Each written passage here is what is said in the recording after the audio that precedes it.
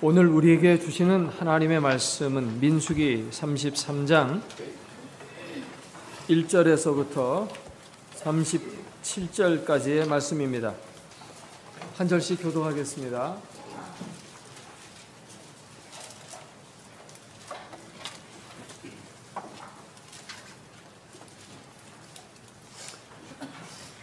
모세와 아론의 인도로 대오를 갖추어 애굽을 떠난 이스라엘 자손들의 노정은 이러하니라. 모세가 여호와의 명령대로 그 노정을 따라 그들이 행진한 것을 기록하였으니 그들이 행진한 대로의 노정은 이러하니라. 그들이 첫째 달 15째 날에 라암셋을 떠났으니 곧 6월절 다음 날이라. 이스라엘 자손이 애굽 모든 사람의 목전에서 큰 권능으로 나왔으니 애굽인은 여호와께서 그들 중에 치신 그 모든 장자를 장사하는 때라. 여호와께서 그들의 신들에게도 벌을 주셨더라. 이스라엘 자손이 라암셋을 떠나 숫곳에 진을 치고 숫곳을 떠나 광야 끝 에담에 진을 치고 에담을 떠나 바알수본 앞 비하히롯으로 돌아가서 믹돌 앞에 진을 치고 하이롯 앞을 떠나 광야를 바라보고 가라가운을 지나 에담 광야로 사흘 길을 가서 마라에 진을 치고 마라를 떠나 엘림에 이르니 엘림에는 샘물 12과 종려 79로가 있으므로 거기에 진을 치고 엘림을 떠나 홍해가에 진을 치고 홍해가를 떠나 신광야에 진을 치고 돕가에 진을 치고 돕가를 떠나 알루스에 진을 치고 르비딤에 진을 쳤는데 거기는 백성이 마실 물이 없더라. 르비딤을 떠나 시내 광야에 진을 치고 시내 광야를 떠나 기브로 핫다오를 떠나 하세롯에 진을 치고 림마를 떠나 림몬 베레스에 진을 치고 림나를 떠나 리사에 진을 치고 그엘라다를 떠나 세벨산에 진을 치고 하다라를 떠나 막헬롯에 진을 치고 다핫을 떠나 데라에 진을 치고 밑가를 떠나 하스모나에 진을 치고 모세롯을 떠나 브네야 아간에 진을 치고 홀라기닷을 떠나 욥바다에 진을 치고 아브로나를 떠나 에시온게벨에 진을 치고 에시온게벨을 떠나 신광야 곧 가데스에 진을 치고 가데스를 떠나 에돔 땅 변경의 호르산에 진을 쳤더라. 아멘.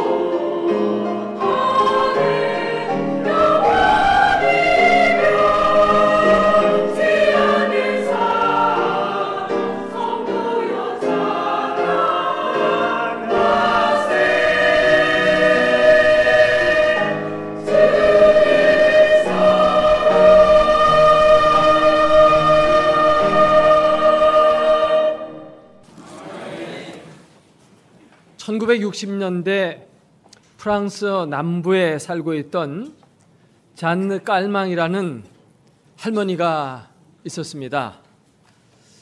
홀로 90세가 되어서 생계를 꾸려가기가 어려워서 집을 팔려고 했는데 자기가 살던 집에서 계속 살고 싶었어요.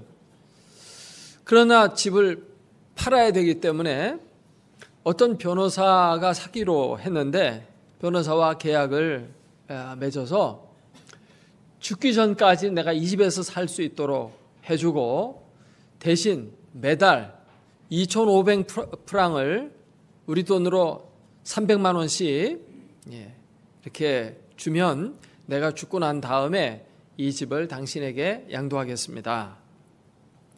그렇게 이제 계약을 했어요. 이 변호사도 한 번에 목돈으로 몇 억을 마련해서 집을 사기도 어려운 처지고 당장 집이 필요한 것도 아니고 그래서 분납하는 식으로 매달 300만 원씩 그 할머니에게 지급하기로 했습니다. 그래서 이 할머니는 자기가 살던 집, 정든 집에서 죽을 때까지 살 수 있게 됐고 집값을 매달 분납 형식으로 이렇게 받게 돼서 생활하는 데도 생활비 걱정하지 않고 노후를 살 수 있게 되었습니다. 변호사는 변호사 나름대로 한 번에 목돈이 안 들어가고 조금씩 붙게 되니까 좋고 양쪽 모두가 다 합의가 잘 돼서 그렇게 계약을 했습니다. 이 변호사는 생각할 때 이 할머니가 이제 90세이기 때문에 오래 살아야 100살, 그리고 더 오래 살아야 뭐 105세 정도면 소천하리라 이렇게 생각을 했습니다. 그래 105세까지 살아도 그게 집값 정도밖에 안 돼요. 계속 줘도. 그래서 흔쾌히 계약을 해서 매달 이제 300만 원씩 그 할머니에게 돈을 입금해 주었습니다. 할머니는 그걸로 이제 생활을 하는 겁니다. 계속 생활하는데 1년, 2년, 3년 계속 세월이 흘러갑니다. 근데 10년이 지났는데도 할머니는 멀쩡하고 더 건강해졌어요. 15년이 지났습니다. 이제 이때는 돌아가셔야 이제 그 집값이 딱 또이또이가 되는 때인데 안 돌아가시는 거예요. 20년이 되는데도 안 돌아가셔요. 47세에 그 집을 사기로 계약했던 변호사는 어느덧 30년이라는 세월이 지나서 77세가 되어서 세상을 떠나게 됐습니다. 근데 이 할머니는 아직도 살아계시는 겁니다. 30년이 넘게 할머니는 살아계셨어요. 그래서 이 변호사가 죽고 난 2년을 더 살고 122세에 세상을 떠나게 되었고 그 집은 변호사의 아들이 물려받게 되었습니다마는 이 변호사는 돈을 그렇게 꼬박꼬박 매달 300만 원씩 30년을 갖다 보는데도 그 집에 들어가 보지도 못하고 죽고 말았다는 것입니다. 정말 우리의 인생이라는 것이 사람의 계획대로 되지 않습니다. 잠언 16장 9절 말씀에 보면 사람이 마음으로 자기 길을 계획할지라도 그 걸음을 인도하시는 분은 여호와 하나님이시라고 말씀하고 있습니다. 하나님에게 인간의 생사호복이 달려 있습니다. 하나님의 뜻대로 역사는 움직여지는 겁니다. 그렇기 때문에 내 생각이라든지 환경 거기에 너무 집착할 필요가 없습니다. 우리는 하나님께 집중해야 됩니다. 이 세상 역사는 하나님이 이루어 가시는 역사이기 때문에 영어로 그분의 이야기, His Story라고 합니다. 줄여서 히스토리. 그게 역사예요. 이걸 알고 살아가는 것이 성경이 우리에게 교훈해 주는 중요한 지혜입니다. 오늘 말씀은 이스라엘 백성이 출애굽해서 가나안 땅에 진입하기 직전까지의 일정을 기록해 놓은 것입니다. 이것은 하나님께서 기록하라고 하셨어요.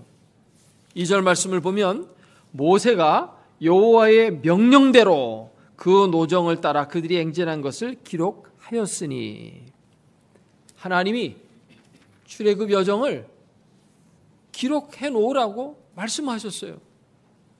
출애굽한 이스라엘 백성들은 이제 광야를 40년 동안 지내면서 출애굽했던 세대들은 다 죽었습니다. 이제 새로운 세대가 등장됐거든요.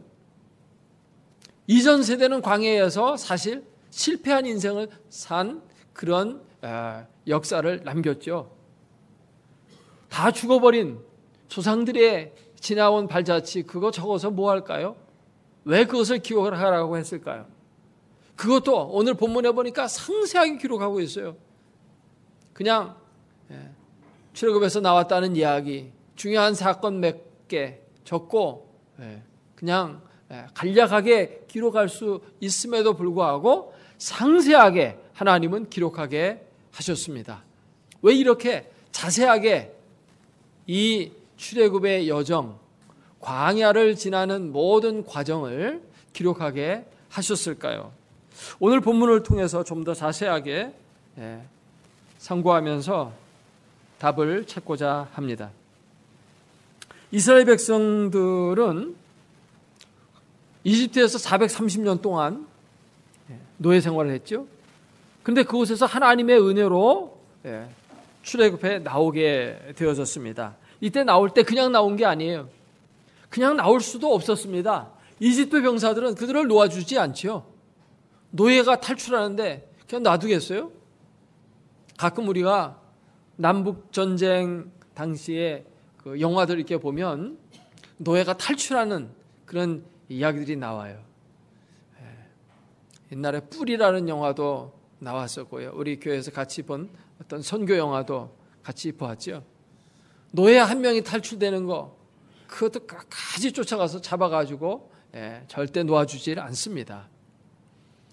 근데 이스라엘 민족 200만 명이 도망가는데 그거 그냥 놔두면 어떻게 되겠어요? 인력 손실이 보통 큰 게 아니죠. 그래서 그냥 놔주지 않는데 하나님의 전능하신 섭리와 능력으로 그들이 탈출된 것입니다. 오늘 말씀해 보면 그 내용이 나오죠. 여기 3절에 보니까 그들이 첫째 달 15째 날에 람셋을 떠나서 출애굽을 하게 되는데, 이스라엘 자손이 애굽 모든 사람의 목전에서 큰 권능으로 나왔다라고 말씀하고 있습니다. 그들이 보는 앞에서 나왔어요. 몰래 야밤 도주한 게 아닙니다. 하나님께서 능력으로 이집트를 치심으로 말미암아 그들은 꼼짝도 못하고 탈출하는 이스라엘 백성들을 내보내야만 했던 것입니다. 전능하신 하나님의 손길에 의해서 이스라엘 백성들은 탈출됐는데, 이것은 바로 우리가 전능하신 하나님의 능력으로 말미암아 구원받게 되어지는 것을 예표적으로 보여준 것입니다. 우리가 구원받는 거 그냥 받는 게 아니에요. 전능하신 하나님의 능력에 의해서, 그 크신 섭리에 의해서만 우리가 구원을 받게 되는 줄로 믿습니다. 영생을 얻는 게 이게 뭐 보통 일입니까? 하나님만이 하실 수 있는 일이죠. 여기 4절에 보면 애굽인들은 여호와께서 그들 중에 치신 그 모든 장자를 장사 지내고 있었다고 했어요. 여호와께서는 그들의 신들에게도 벌을 내리면서 이스라엘 백성들을 구원해냈습니다. 10가지 재앙은 단순히 이스라엘 백성들을 출애굽할 때 이집트 사람들에게만 벌 준 게 아니라 이집트의 신들에게 벌을 내린 겁니다. 이집트 사람들 당시에 많은 신들을 섬겼어요. 일본에도 가면은 신이 굉장히 많다고 그래요. 수백, 수천 가지의 신이 있다고 그래요. 그래서 신들이 많은데 그 신들을 벌한 거예요. 10가지 재앙을 통해서 10신에 대해서 대표적으로 벌을 내린 겁니다. 그러면서 그와 더불어서 그 신을 섬기던 이집트 백성들이 함께 벌을 받는 거예요. 하나님은 사람에게 벌 주기를 기뻐하지 않으십니다. 아멘? 근데 사람이 왜 벌을 받을까요? 악한 자를 따라가기 때문에 악한 자를 벌할 때 거기 함께 벌 받는 겁니다. 우상을 섬기다가 우상에게 벌이 내려질 때 거기서 같이 벌 받는 거예요. 지옥은 사람을 집어넣기 위해서 만든 곳이 아닙니다. 예수님께서 말씀하신 내용을 살펴보면 마귀들을 위해서 예비되어진 영영한 불에 들어가라고 그랬거든요. 그 영영한 불, 지옥 불은 누구를 위해서 예비되었어요? 마귀를 위해서 예비해 놓은 거예요. 그런데 마귀 좋다고 마귀 따라가니까 마귀가 그곳에 들어가니까 같이 들어가는 거죠. 따라가니까. 그래서 이 세상 살면서 누구를 따라가느냐가 참 중요합니다. 여호와 하나님을 따라가면 영원한 생명에 이르게 되고 마귀를 따라가면 영영한 불에 떨어지는 것입니다. 신들에게도 벌을 내렸다. 여러분 마음속에 어떤 우상이든지 그것들 다 제거해 버리십시오. 그것 때문에 잠시 잠깐은 좋은 것처럼 보여요. 그러나 그것이 나를 영원한 멸망으로 끌고 간다는 사실을 기억하시기를 바랍니다. 그리고 나서 이스라엘 백성들은 홍해 앞으로 가서 홍해를 지나게 됩니다. 홍해를 지날 때 8절 말씀해 보니까 바다 어디를 지났습니까? 바다 가운데를 지났어요. 바다를 지날 때 가상사리로 지나가면 편하잖아요. 한가운데를 지나가면 얼마나 위험하겠습니까? 얼마나 통과하기가 어렵겠어요. 그런데 하나님은 그 바다 가운데를 지나가게 하셨습니다. 이건 하나님이 하신 겁니다. 또 9절 말씀해 보니까 마라를 지나가게 했었어요. 마라라는 말의 뜻은 쓰다는 뜻입니다. 학자들은 생각할 때 그 지역에 왜 물이 썰까? 이거는 석유가 흘러 들어갔을 것이다. 그 중동 지역에는 엄청난 석유가 매장되어 있거든요. 그러니까 석유를 마시진 않았겠지만 거기에 뭐 이렇게 흘러 들어가면 물이 써지겠죠. 그래서 그 석유가 들어간 석유 원유가 흘러 들어간 그런 물을 마시고 쓰다 해서 그것을 마라라고 했을 것이라고 봅니다. 하나님은 이스라엘 백성들을 마라로 인도했어요. 왜 맑고 깨끗한 물이 있는 곳으로 인도하지 않고 마라로 인도했습니까? 거기 9절에 보니까 마라를 떠나 엘림에 이르렀다는 거예요. 엘림으로 가려니까 마라를 지나가야 했던 것입니다. 그 엘림에는 뭐가 있습니까? 엘림에는 샘물 12과 종려 79로가 있었어요. 사막의 오아시스입니다.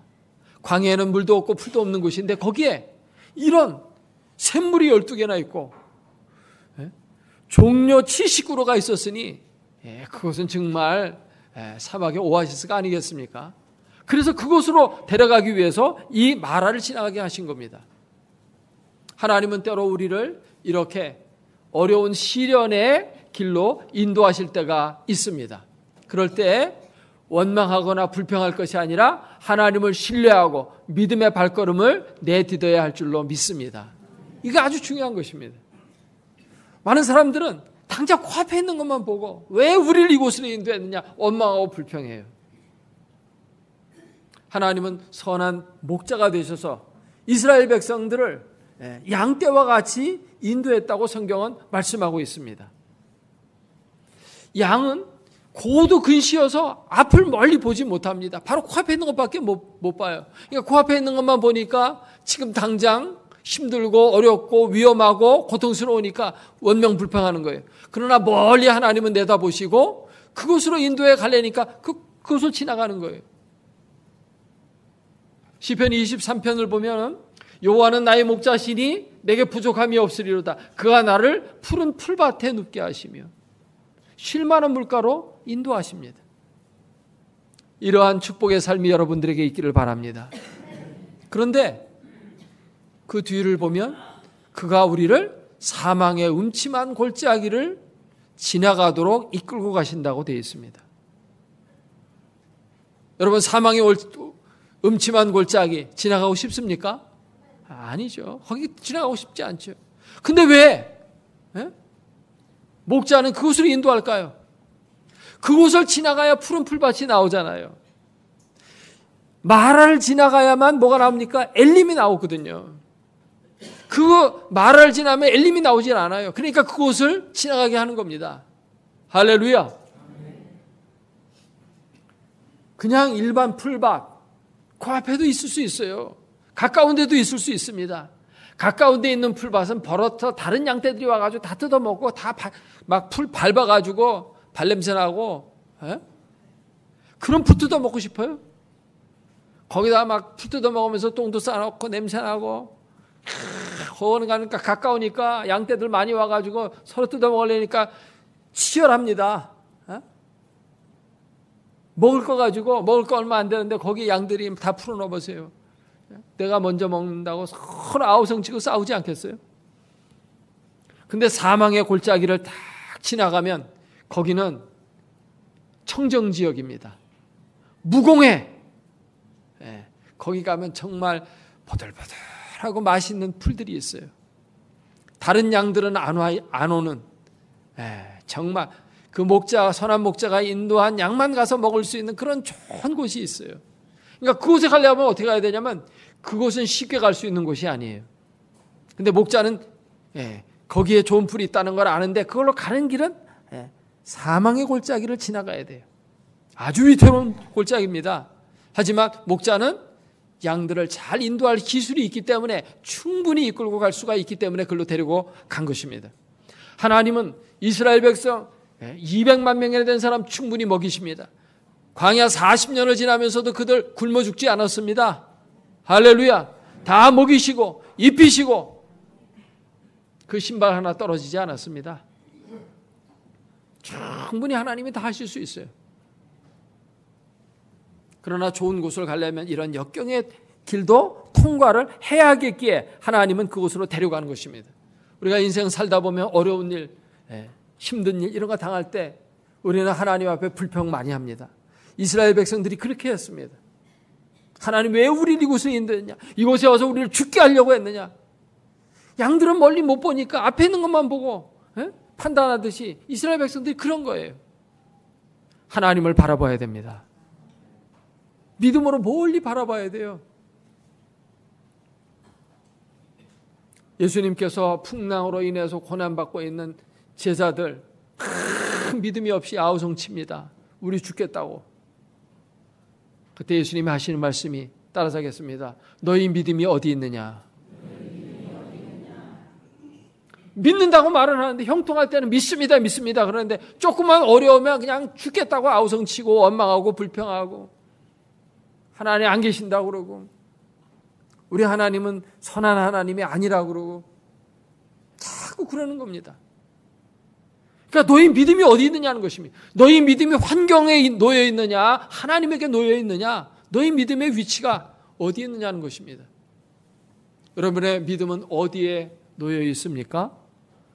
살아계신 하나님께 있습니까? 환경에 있습니까?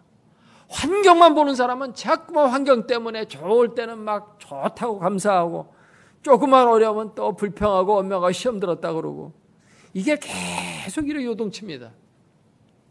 이런 믿음에서 벗어나라는 것이죠. 아멘? 고난은 그렇게 길게 우리에게 있지 않습니다. 고난은 되게 짧아요. 성경을 읽어보시면 알겠지만 이스라엘 백성들이 광야 여정길 지나가는 동안 고난이 길었습니까? 아닙니다. 짧았습니다.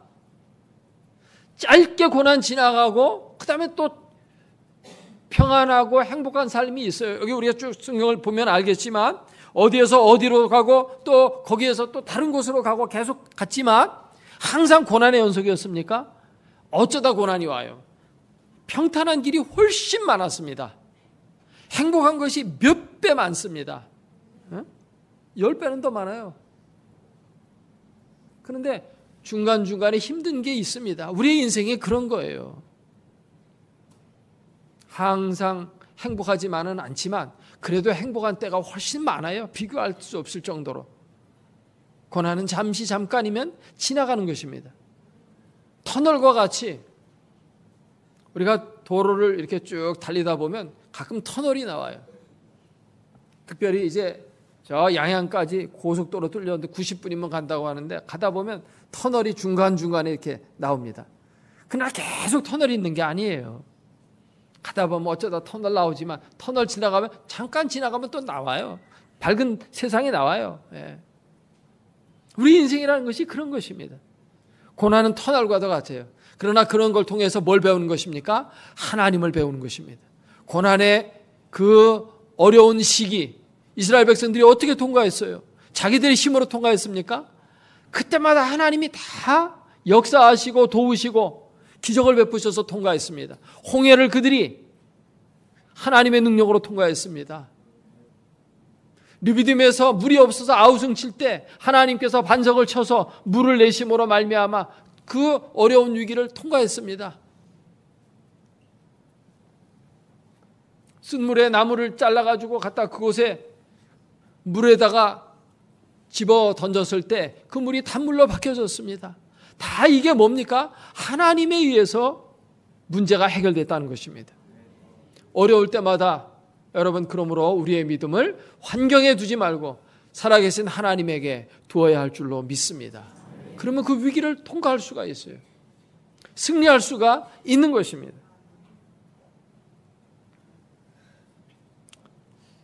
(1920년대) 세계 경제 대공황이 닥쳤습니다. 전 세계의 경제가 어려워졌어요.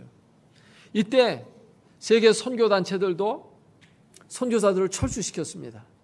또 선교 사역을 축소시켰습니다. 그런데 허드슨 테일러가 속해 있었던 내지 선교회는 오히려 선교를 더 확대하고 선교사들 더 많이 파송했습니다. 반대로 했어요. 왜 그렇게 했을까요? 다른 선교단체는 환경이 말하는 걸 보고 순종해서 움직였어요. 환경이 어떻게 했습니까? 경제가 어렵다고 말했어요. 그러니까 선교사역이 힘들다고 말했어요. 그래서 그 말을 듣고 다른 선교단체들은 선교사역을 축소시켰던 겁니다.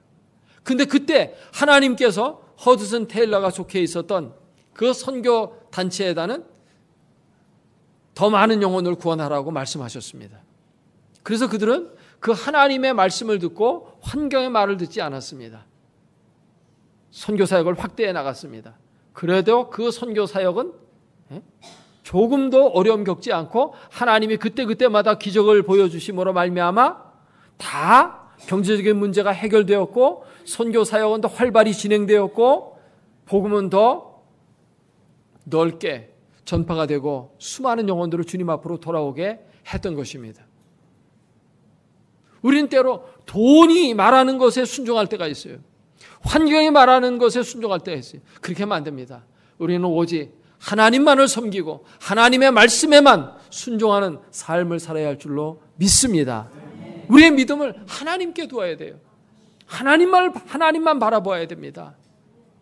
그거를 이제 이 성경을 기록하게 함으로 후손들로 하여금 배우게 하기 위해서 기록하게 한 겁니다. 너희 조상들은 어려울 때마다 계속 넘어졌다. 이게 인간의 연약함이다. 우리도 이렇게 넘어질 수밖에 없다. 하지만 하나님을 신뢰하면 이런 문제들이 해결이 되고 고난은 잠시 잠깐이면 지나가고 모든 것이 합력하여 결국은 선을 이룬다는 것을 너희가 깨달으라는 것입니다.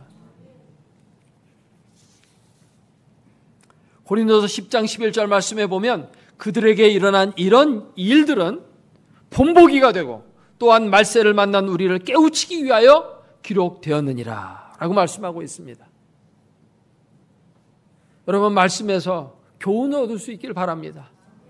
여러분 지금까지 살아온 동안 굶어 죽지 않았습니다. 그래서 지금까지 살아왔죠. 하나님은 어떻게 해서든지 다 살려주십니다. 어려운 일이 있을 때 과거를 생각하세요. 그때 그렇게 어려울 때도 다 살아났는데 IMF 때도 다 살아났는데 그때 죽지 않고 지금까지 하나님이 다 먹여주셨는데 뭘 걱정합니까? 어려운 위기 있을 때 두려워하지 마세요. 요즘 신문에 보면 뭐 위기설이라는 말이 자주 나와요. 뭐 8월 위기설, 뭐 북핵 때문에 뭐 우리나라 무슨 위기가 온다, 위기 온다. 그게 위기 그렇게 해서 거기에 너무 신경 쓸 필요 없어요. 역사는 하나님이 주관하십니다. 그럴수록 하나님을 더 바라봐야 돼요. 그런 마음의 평안이 있습니다. 전쟁 난다 그러니까 사람들 막 사재기하고, 옛날에 그런 거 많이 해도 요즘은 좀 많이 하도 전쟁 난다는 얘기 많이 들어서 그런지 이제 무디져가지고 좀 그렇게까지는 안 움직이지만 그래도 위기 얘기 많이 해요. 사람이 역사의 주인이 아닙니다. 하나님이 주인이셔요. 전쟁은 여호와께 속해 있거든요. 두려울 게 없습니다. 재정 문제 때문에 또 어떤 사람은 힘들어해요. 하나님이 다 해결하여 주실 겁니다. 또 어떤 사람은 관계 때문에 힘들어해요. 뭐 가족 관계, 남편과 아내와의 관계, 부모와 자식 간의 관계, 뭐 여러 가지 어떤 친구와의 관계, 이런 관계들이 또 우리의 삶을 힘들게 만들 때 있거든요. 그럴 때 사실은 그게 뭡니까? 하나님이 다 우리를 훈련해 가시는 과정이에요. 그걸 통과해야만 더 좋은 삶이 우리 앞에 있기 때문에 그런 과정을 지나가게 하시는 겁니다. 할렐루야. 이것을 여러분 믿을 수 있어야 합니다. 성경에 보면 하나님의 역사가 많이 기록이 되어 있어요. 그렇게 기록하신 목적이 뭡니까? 하나님이 어떤 분이신지를 알으라는 것입니다. 하나님은 우리의 선한 목자가 되신다는 겁니다. 양과 같이 우리는 우리 자신만 바라보고 혹은 환경만 바라보면 실패할 수밖에 없지만 하나님을 바라보면 승리할 수 있다는 겁니다.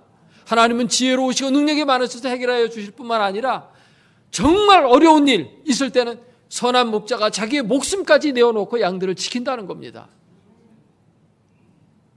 예수님은 요한복음 10장에서 선한 목자에 대해서 얘기하면서 선한 목자는 양들을 위해서 목숨을 버린다고 했어요. 그렇게 우리를 위해서 목숨까지 버리시는 살아계신 하나님이 우리 곁에 계신 이상 두려울 게 하나도 없다는 것입니다. 범사에 늘 감사하고 기쁨으로 하나님의 말씀에 순종하며 나아가는 우리 모두가 되어야 할 줄로 믿습니다. 이게 필요하다는 겁니다. 이렇게 해서 우리의 믿음이 점점 자라서 하나님 앞에 영광을 돌리고 수많은 간증이 우리의 삶 속에 있고 이걸 통해서 많은 사람들을 주님 앞으로 인도하는 이러한 삶이 우리에게 나타나기를 주님은 바라신다는 것입니다. 현재 장로교 통합측 총회장은 연동교회 이성희 목사님이신데 그분의 아버지의 간증이 참 우리 옛날 신학생들에게는 잊을 수 없는 간증이에요.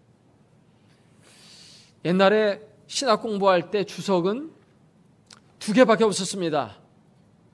박윤선 박사 주석하고 이상근 박사 주석하고, 박윤선 박사는 신구약 전체를 해서 당시에 전 세계의 신구약 전체를 주석한 사람은 5손가락 안에 꼽히는 아주 한국 신학계의 대부분 세계적인 인물이었어요.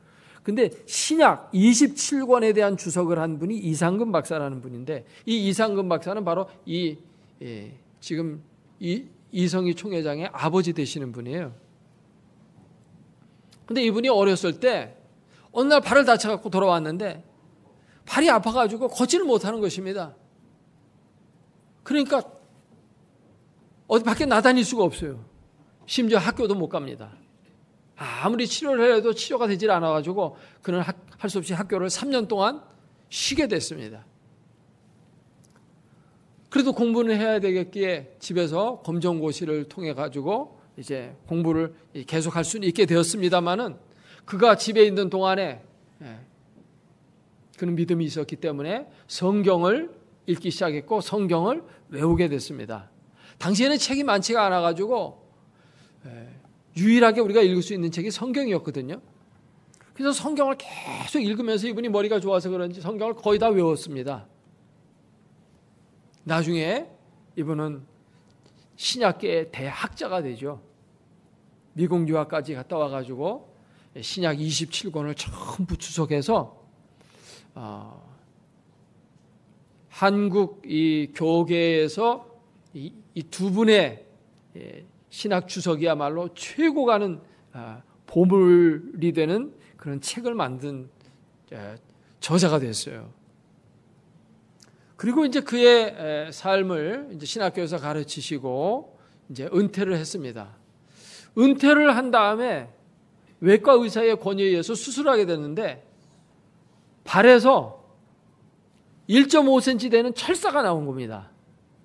이게 어렸을 때 맨발 벗고 돌아다니다가 발에 찔렸는데 이 철사가 발에 박힌 거예요. 그걸 모르고 60년 동안 고생하면서 다리를 저으면서 사는 겁니다. 그 철사를 손에 들고 이 이상은 박사가 이렇게 얘기를 합니다. 이 철사가 가시가 되어서 60년 동안 나를 찔렀지만 결국 이것이 나로 하여금 성서학자가 되게 하는 은혜의 도구가 되었다. 돌이켜보니까 이 모든 것이 하나님의 은혜였고 내 은혜가 정말 조카도다라고 이렇게 고백을 했습니다. 하나님은 모든 것을 합력하여 선을 이루십니다. 하나님을 절대 원망하지 말고 하나님을 신뢰하십시오. 지내놓고 보면 다 감사밖에 없어요. 모든 게 고마운 것뿐입니다. 하나님의 은혜가 여러분을 붙들고 있어요. 그것을 이게 보여주려는 거예요. 그렇기 때문에 그걸 기록하라는 것입니다. 이렇게 많은 여정을 지나는 동안 하나님이 다 인도하지 않았느냐? 그들이 하나님을 보호하지 않았느냐? 어려운 때마다 위기를 극복할 수 있게 하지 않았느냐? 너희 인생에도 이런 것이 있지만 두려워하지 마라. 하나님을 신뢰함으로 여호수아와 갈렙과 같이 온전히 신뢰하게 되면 광야에서 딴 사람 다 죽었어도 약속의 땅에 들어간 것처럼 여러분도 복된 그런 축복을 누리게 된다 하는 것을 우리에게 알려주시는 것입니다. 여러분 믿음의 삶 속에 이러한 아름다운 간증이 있고 체험이 있고 하나님의 그 놀라운 능력과 축복을 누리는 삶이 있기를 주의 이름으로 축원합니다. 기도하겠습니다. 오늘 주신 말씀 생각하면서 통성으로 같이 기도하겠습니다.